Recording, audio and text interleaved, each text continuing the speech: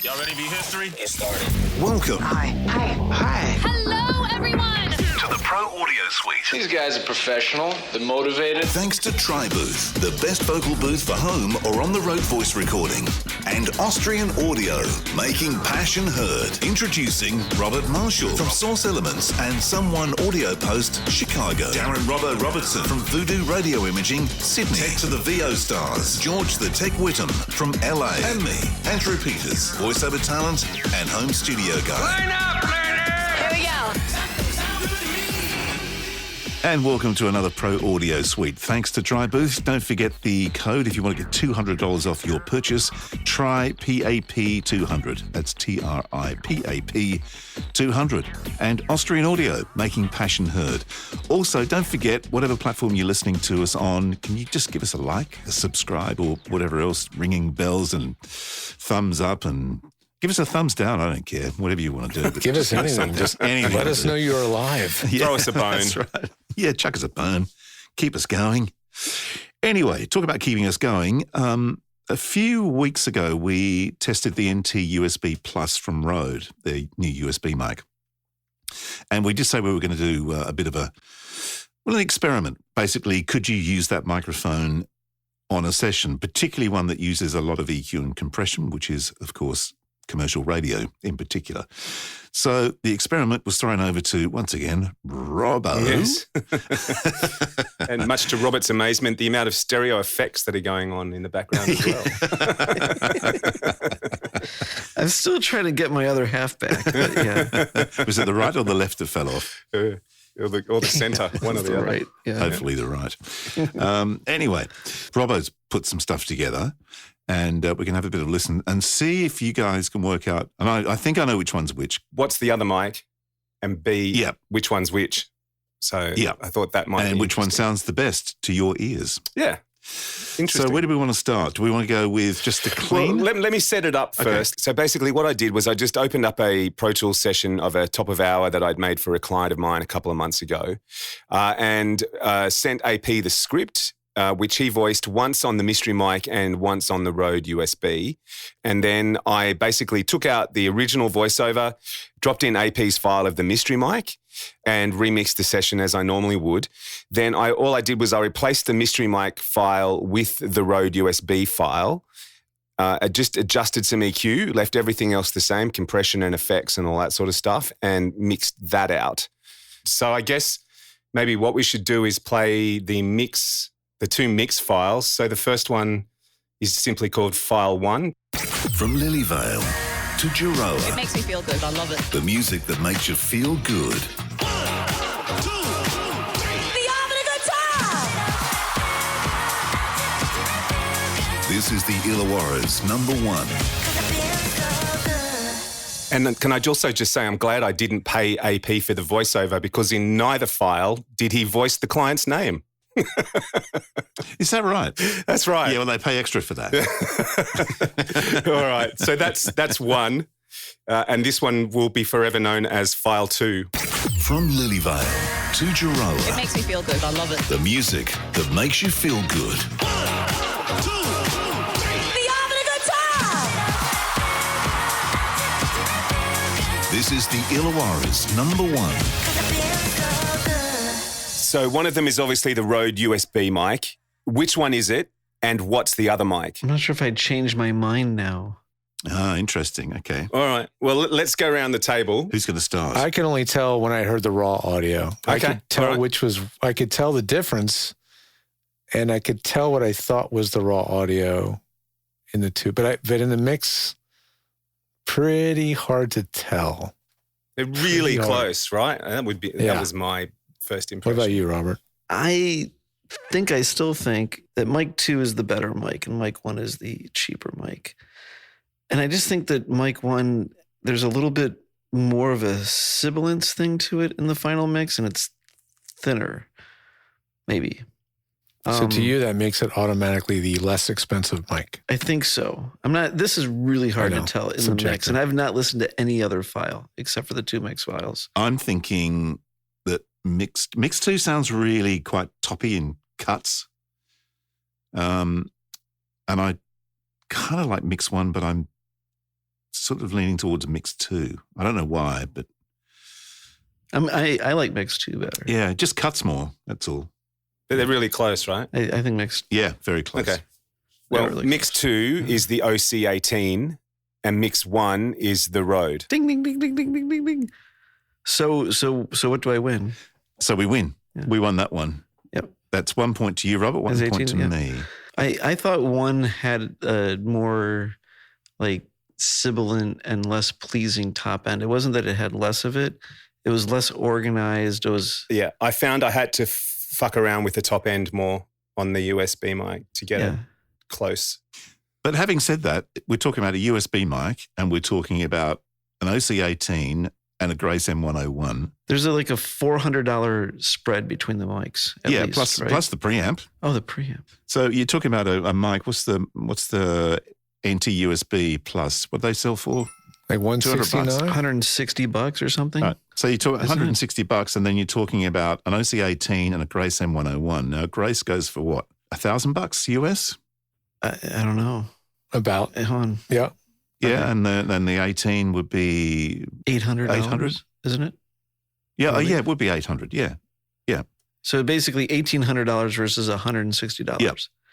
This is the nature of math and exponential stuff, though. it is, and this is where You know. where people talk about buying a Neumann or a cheap MXL or something. It's the diminishing returns It is. of increased cost. And the fact that at the low end of the price range, the ability to reproduce sound, accurately is dramatically increased over the last 20 years. Yeah. So the differences are just shrinking. It's probably worth just listening to the next 2 files is just the isolated voiceover With the processing. with the processing.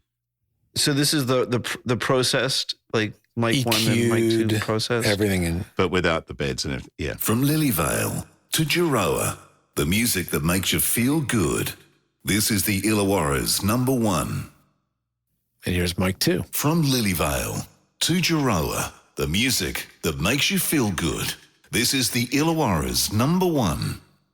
Interesting. Now, I didn't really mention my preference, but when I heard the mic 1 and mic 2 raws, to my ears and my headphones, I preferred mic 1. I found mic 2 was too forward in the upper mids. There was something what I considered that sounded a little peaky. And it was just a frequency I didn't like. It's subjective. That might be the audio engineer. No, I don't know. There's just no, even in the raw file, even in the raw audio, which we haven't even played yet, there was something I preferred about 1 versus 2. And it wasn't because 2 was bad, but there was one frequency I didn't like. Now, that could be my hearing, that could be my headphones, but that's the same reason why I don't like some headphones, because some headphones sort of boost that frequency, right? I am really sensitive from like 2 to 4K. I hate that frequency range. I hate it. So it just really stands out to me. That's what it is. Well, interestingly, that's the frequencies that you play around in with, yeah. Sure. And Because that's the cut frequency. That's the cut frequency. Yeah. And also probably, I'm just trying to think, interestingly in there, there's in behind there's a parallel bus that takes the voice as well. And on that bus is some heavy compression and little radiator from Sound Toys is not little radiator, decapitator is strapped across that as well with some distortion, which is, thinking about it, was probably up around there a bit too to give it some extra crunch up there as well. So that's kind of interesting that you're hearing that. Sure. So, Yeah. But that's kind of what it takes to mix something for radio when you need it to cut and you need it to be audible in a car or something. That makes sense. You've also got to remember that you're sort of compensating for on-air processing as well, which is sort of out of your hands. But most station engineers set it up the same with a heap of bottom end and and heavy compression and limiting and all that sort of stuff as well. So You're just trying to send them like a pre-packed like lump here. Try to change this diamond. Well, this is way off topic, but there's a product made by Angry Audio called Chameleon. And what it's designed to do is let you monitor through what he designed his own basically black box version of Orban multiband processor, right? And it's just for monitoring. So you could monitor through something that emulates an FM processor. What would be interesting would be how that would change how you mix, because you're hearing it the way it goes out on the air. Or how you perform. It's more like how you perform. Yeah, because he has one that's just for headphones too, you know? It's just an interesting concept. One of the major radio networks in the UK has actually stopped mastering all their imaging. So they're basically mixing it and putting it out with enough compression just to hold it together, like some glue, I suppose, in inverted commas. And then they're letting the on-air processing doing the rest, because they were just finding it was just being slammed so much that they've actually just decided to pretty much leave it alone. I bet it sounds a lot better. Yeah, probably sounds good. Yeah. It's funny because like I haven't had to deal with that for so many years, because now everything is just controlled by the Calm Act. So like you're just given a certain amount of headroom and you're like, hit this average volume. That's for television, right? Yeah. Minus 23 lux, right? 24 LKFS. Yeah, it's the same. Plus or for minus 2. So you guys deliver it probably minus 22. Yeah. Right. But they don't care about radio. So radio, we just take that mix and we just like decapitate it. Yeah, exactly. but radio will also broadcast 128 MP3s and all sorts of shit. So really, let's be honest, they don't care. As long as you can hear it. Oh, they don't care. It's sad. Yeah. No one really cares anymore. On the other end of the spectrum, guess what YouTube wants you to send it at? It's minus 15 or something, isn't it? Yeah. 96K 24-bit. No. Lufs. Lufs? Minus 14. Yeah, well, minus 14 is what we do the radio at, because basically minus 14 is kind of like a slammed. It's the beginning of slamming, but not getting too bad. It's not like a CD, but it is definitely like you're going to hit the limiter a few times at minus 14 if you're giving it a minus 24 mix. Because this stuff was going out on the podcast, I haven't put that through the limiter yet. So that's everything up to the limiter. Then that would be like at minus 1 and just not slammed again, but it would be working. Right. Be working reasonably. Yeah, the mix shows the mix shows distinct peaks that you could easily limit. Yeah. And it would just flatten them out. Should we play the raw audio now, or? Yeah, so this was kind of interesting too. This is the raw audio. Yeah. So these are basically the files that AP sent me, but I've just chopped all the gaps out just so everyone could hear what we started with. I've just got a question though before you do play it. You're using like Mix 1, Processed 1 and Raw 1 at the same mic? They're all the same mic. So that's all the USB That's interesting. mic. Okay. Because so far I've ticked Processed 2 as well. It's my favourite. From Lilyvale to Giroa, the music that makes you feel good. This is the Illawarra's number 1. And here's mic 2. And these are matched to the same Lufs, I think minus 20. From Lilyvale to Giroa, the music that makes you feel good. This is the Illawarra's number 1. So if I could take those two mics and make a baby and get the perfect EQ combination of them, which would be no problem, it'd be very easy to do. We could get something to my ears that sounds great, but neither of them are bad. They're just different. I think that the first mic, which is the USB mic, has more bottom end on it. Does. Absolutely. And I think that it still has like the less organized thing where when you listen to the more expensive mic, it also has the same bottom end, but not all the time. It's tighter. It punches a little bit more. Yeah. They're like a reverse curve. One's curved one way, one's curved the other way. Kind of. It's almost like the USB mic sounds maybe compressed or something. I don't know. It sounded. Well, that's what I've been saying. I was talking to Robbo about this. When I recorded both and listened to the raw files here, it came to the conclusion with the Rode mic. What they have a signature. There is something about Rode mics. They love that sort of lowy mid thing. That low. Yeah, they love it, and it seems to be right across the board. I think maybe. Even the NTG5 it's definitely on the NTG5. Yeah, and the 3 has it in spadefuls. I think this mic is obviously marketed for podcasters, and most podcasters are not production guys. They don't understand processing. Yeah. So I think they've just put it into the mic so you don't have to even think about it. You just plug it in and go for it. I think something else too, like radio kind of likes that big sound. Does. And they almost get that out of the SM7s and the PL20s and the like those dynamic mics. And I think it's almost like they're trying to maybe give it like the Optimod warmth or something. I don't know. And I don't think any of those plugins sound bad on any of the processing preset buttons, which are just literally on-off switches, sound bad. if you were to punch them all on, it doesn't sound offensive, but it's maybe too much big bottom, or too much oral exciter, but not too much. Like they were constrained. It's they not didn't too bad. go over the top, which says a lot about how much they are really, really listening. I think in the maybe 4 years ago or 6 years ago, those would have been exaggerated, just way too much. But I think everybody's more discerning now. They're listening closer. They're more, people are just listening better, listening more and caring more, and not. It's not like they need it to be exaggerated to sell the mic. I guess that's the point. Something has a demo mode, and everything does everything over the top. So look at all the things it does, right? But Rode didn't do that. They were like, no, we'll just make sure they are all usable functions without being overcooked or in any way. Yeah, I think Rode is very much looking at the user and who it is that they're trying to sell to, and they're putting it at a very specific price point that is very obtainable. Shit, I mean, yeah. and what it is from a value perspective, it's definitely up there, like way up there. And they've just sort of hit every mark. It's not flexible. It's just does its thing, and they've shot it right down the middle. Good enough for podcasters, pretty much good enough for voiceover. A little bit colored, a little bit.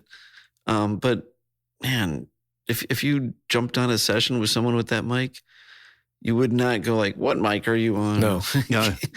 You would just get on with your session. And I think they've read the market really well, because the podcast market has changed. It's gone from the kid in a bedroom to now there's people who actually have some idea of what they're doing. Corporations. Oh yeah. So so they've actually moved the mic to fit the new audience, the new client base. I think that's what they've really read it well, because there's a lot of people doing podcasts that are not audio engineers. They're more on the journalism side of things, and so their need to do audio is seen more as utilitarian than sort of. Well, there's a whole other market segment we really never talk about, and that's live streamers, which really refers to gamers.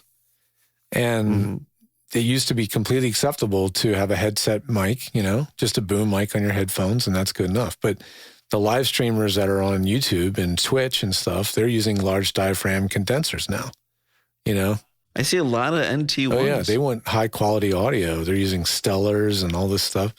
So, the fact that this can be used in that context and give you that pre-processed sound is and they are competing against some mics in that price point now. There's like more and more coming out. You know what's really funny in a way what they're competing against? When you go to even CES and stuff, there's this booth after booth after booth after booth after booth of Chinese mic makers. And they've all decided that the next thing is to put LEDs in their microphones and speakers. Yes. And it's like the cheesiest stuff. But a lot of it is like, voice processor and and it's like, it's that, but refined with some taste instead of like, it's just like, it's too much of. I don't know. My Rode mic with the blue LED, it's subtle. I know it's on, but it's not like blowing me away, like annoyingly. At least for me, it doesn't bother me. In a totally dark room, it's going to really call attention to itself. It's subtle. Like I think it's tasteful. It's got a lot more taste than the ones I'm talking about. Oh, some of them are full blown RGB. They're like lighting up like it's hilarious. it looks like a freaking Hawaiian ice. In so many freaking it's colors. Definitely like, let's party. Exactly. Yeah, so it's a sweet spot, so kudos. It's I have the little cheap Rode Video Mic Go 2 now, because I couldn't resist. It was selling for $80 US. And even that microphone is amazing as a USB microphone. Yep. It has input level gain. It has a headphone monitor level output control. It has a high pass filter with 2 positions, just like this. And it sounds clean. It's not noisy. It's not hissy. It's remarkable. It's remarkable, really. I mean, I've recommended it to a bunch of people. Less than $100. Yeah. I mean, for travel, throw it in your bag, take it with you. It's just like a decent USB powered small diaphragm mic. Yeah. Is it hypercardioid? It's a shotgun-esque mic. It's designed to be a shotgun mic, but it's a very short barrel, so it's going to be so it's more hyper than super. But hyper's good. Like Yeah. Most people are using super when they really should be on hyper. They shouldn't be on a shotgun. They should be on a hyper mic. You know, I would choose a hypercardioid over a shotgun mic in many, many cases. It's just a better choice. But the 416 is pervasively. I like figure 8. I like figure 8 too. I've been telling people all the time, if you can try a figure 8, try it. You know, I mean, people have U87s and never even try it. And they don't even know why they would try it. But I'm just like, well, just freaking try it. You might be shocked how much better it sounds in your just warm it booth. up. Yeah, warms it up. It gets rid of the ceiling reflections, and it does all kinds of interesting stuff. It rejects the crap out of the side. yeah. It's like depending on how you use it, you can actually use it successfully as almost like in the same way you try to use a shotgun. It's bad if there's a window directly behind it. That would be bad. Yeah. But most people don't have a window directly behind their mic. Usually they have a panel or a bass trap or something. So, but anyway, yeah, that was a really interesting shootout. Yeah. Thanks for producing that. But at the end of the day, though, I mean, the question is, you know, I mean, I actually went on and jumped onto B&H, who don't sell bacon, but they sell lots of audio gear and camera gear. I got the prices, so it was $1,200 for the Grace M101 and $850 for the OC18, so a bit over $2,000. Australian or US? US, so $2,000 US. Okay. Grace went way up. Yeah, A mono preamp for $1,200. yeah, solid Grace state. M101, $1,200. Yeah, God damn. they're very good though. Give me a John They're Hurry. Very good. So I mean, look, you it's a compromise to go with a USB mic for sure. Yeah. But- I don't think necessarily because we've done this and had this conversation that everybody should be racing out and buying a Rode USB mic for mics. their voiceovers. Oh, I would sell your U87. I mean, the market's going to break. Tulips. I would suggest this. I would suggest if you want some sort of a backup in case, you know, one day you turn on your pre and it's not working, so you can't use your you know, your shotgun or whatever else. As a backup, having one in the cupboard for that holy fuck, what am I going to do moment for the price surely is worth Oh yeah, peace of mind. absolutely. Well, like the other day, I went to use the Club Deck app to do Clubhouse. And I could not get couldn't get my Apollo Twin Universal Audio Thunderbolt driver to show up as a mic input in the damn app. And it's totally inexplicable. I had no idea what to do. There's nothing I could do about it. And I was going live on a Clubhouse in seconds. Yeah. I swung my Rode NT USB around, changed the mic input, and I was back in business. That's It was it. just like, okay, that was nice. I was really glad I had that. I've just got it sit next to me on the stand for that very reason, just in case something Yeah, it was weird 30 happens. seconds to air, and I had to just be there, and there it was. Got to do it. I've used mine for just meetings and just to sound better. And it's like sitting there and it's so easy on the desk. Do you hold you it know, and talk to the the stand end really of is- it, Robert? I talked into the wrong end of it, like someone I know, yes. Do you know what's a shame? I'm going to invest in a Big Knob Studio Pro, Pro Studio 1 or 2, the new one, whatever it is anyway, the USB one to go with my new Mac. And you can actually have an external talkback mic because I use the talkback on the Big Knob when I'm in sessions and stuff, online sessions. So you talk to your clients? Yeah. And it's just a shame that you can't. I was thinking the other day, it's a shame that that would be the perfect use from the USB mic that Rode sent me would be to use that as my talkback, but it only takes analog, unfortunately, not USB. So I'm kind of you stuck. wouldn't have a Well, and you want your talkback triggered by a button, too. physical button. So you're getting the Mackie Big Knob 3x2, 3x2. The biggest one. It's got 2 mic pre's in it. I guess and that's the all one, That one, yeah. So I mean, you only do stereo, right? yeah, I don't. Do you surround. don't do surround. No, I don't do surround. And how many speakers do you have? I've got 4. Yeah, how many sets? I got the 2 Atoms, and then I've just got some little cheapy, shitty things that I found just as a reference. Can the big knob switch between 4 No, sets? 2 sets. He's got 2 sets. I've only got 2. I think it's 3. I think you can have 3 Yeah, monitors. you can do 3. You can switch 3 3. sets of Yeah, monitors. yeah. You can do 3. And 3. So The reason why I don't like the big knob is because it does not have a slate output for its microphone, Yeah, I know. and that drives me crazy. It's Oh, I know what you mean. and it yeah. doesn't it's got dim. a 2 track. Is that what you mean? There's a 2 track button. Talkback. Yeah, but it's got your mix on it, It's got your mix on it, and it fucks up the mix minus. Yeah. Gotcha. It's so. Then you're getting the Mackie annoying. 4x3, not the 3x2. The I'm so not up with it. I can see it in my I'm head. looking at them right now. The 4x3 has 3 sets of monitors, A, B, C. That's the one. Yep. And it's two got a mic pre's. talkback, right? And connects two via mic USB pre's, to the a dedicated talkback mic input Yeah, that's what I with thought. a foot switch. Yep. And but not a slate output. well, yeah, you know what the other company does? It's called Presonus. They make the monitor station.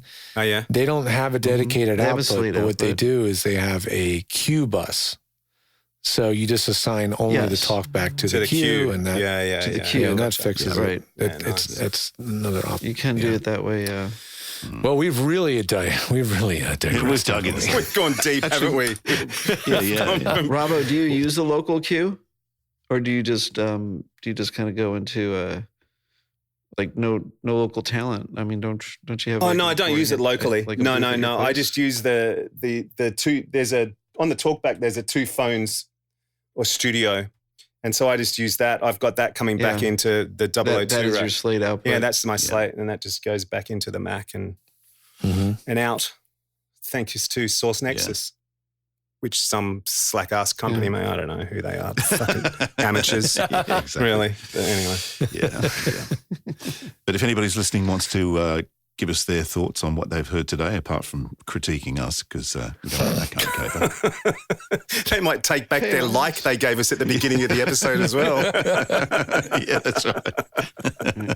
But leave us a thing in the comments and stuff. Engage with us, please. Notice I'm getting all online now. I'm getting it online now. AP's getting all content producer on us, isn't he? Yeah. Well, everyone does it. I watch these things. Speaking of microphones, before we disappear, we No, should speaking remind of everyone herpes. about what was that? Speaking of herpes and 80s discos, don't forget to fill up the survey. Speaking of sexually transmitted diseases, don't forget our survey. Exactly. Just like when you used to go to the doctors and you had to fill up the thing about. And be sure to your pass STD. the survey to somebody else so that they can also fill it out. It's available. and always wear a condom while filling out the survey. Right. It's on your finger, because they work really well on the laptop. Yeah, on the iPad. But don't send us the condom. Remember, it's at theproaudiosuite.com. theproaudiosuite.com. So what are we looking for their feedback on? Remind everybody. Oh, we want to know what you want in the ultimate audio interface for voiceover, Yeah. Yeah. specifically for voiceover. Well, that's the idea, isn't it? That's the idea. Absolutely. Let us know what you'd like to see. Well, that was fun. Is it over? The Pro Audio Suite, with thanks to Tribooth and Austrian Audio. Recorded using Source Connect. Edited by Andrew Peters and mixed by Voodoo Radio Imaging with tech support from George the Tech Whittam. Don't forget to subscribe to the show and join in the conversation on our Facebook group. To leave a comment, suggest a topic, or just say g'day, drop us a note at our website, theproaudiosuite.com.